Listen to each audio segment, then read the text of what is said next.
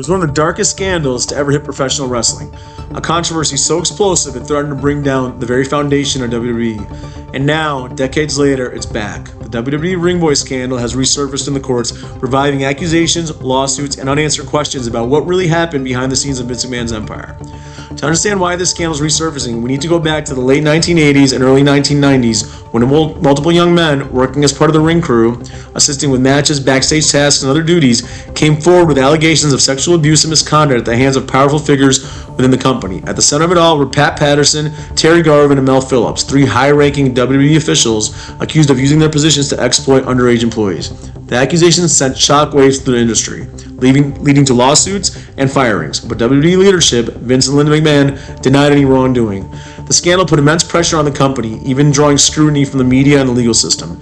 Patterson, one of Vince McMahon's most trusted allies, resigned in the wake of the controversy, only to quietly return to the company later.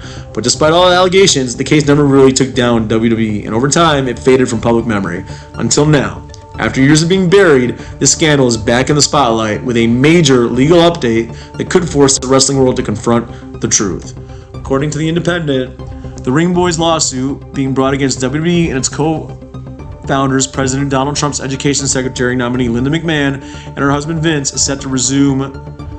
The civil lawsuit, which claims the McMahons knowingly enabled the sexual exploitation of children by a longtime WWE employee, was subject to a temporary pause in the Maryland Supreme Court ruling over the Child Victims Act.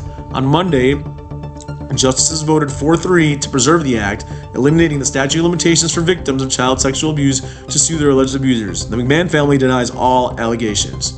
The court's decision comes as Linda McMahon awaits her Senate confirmation hearing for Secretary of Education. Trump, who wants to dismantle the Department of Education, recently claimed McMahon should eventually put herself out of a job. That's a quote. And the irony of that quote is amazing. This means the lawsuit filed in Baltimore County on October 23rd on behalf of 5 anonymous ex-Ring Boys, young employees tasked with building the wrestling ring before events, accusing the McMahons and WWE of negligence for allegedly fostering a culture of sexual abuse, can go ahead. But this time, things are different. Vince McMahon is no longer in power. After stepping down from WWE in the wake of multiple other scandals, he no longer controls the narrative like he once did. However, his past actions are still catching up with him, as this lawsuit targets both Vince McMahon and Linda McMahon, as well as WWE's current ownership group, Endeavor. This presents an unusual situation. Endeavor now owns WWE, but they have no relationship with Vince McMahon. They inherited the company's history, but they had nothing to do with this scandal. So where does that leave them? Are they just caught in the legal crossfire?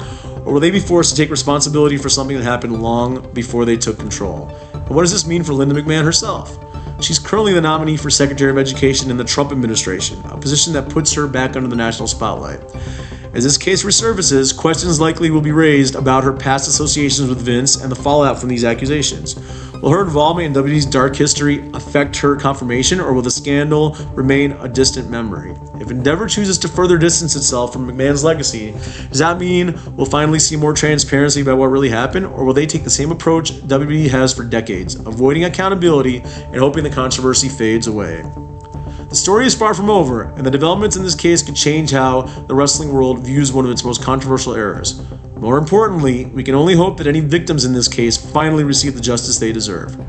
Drop your thoughts and comments below. If you enjoyed this, don't forget to like, subscribe, and check out more of what's coming up right here on Grapple Talk.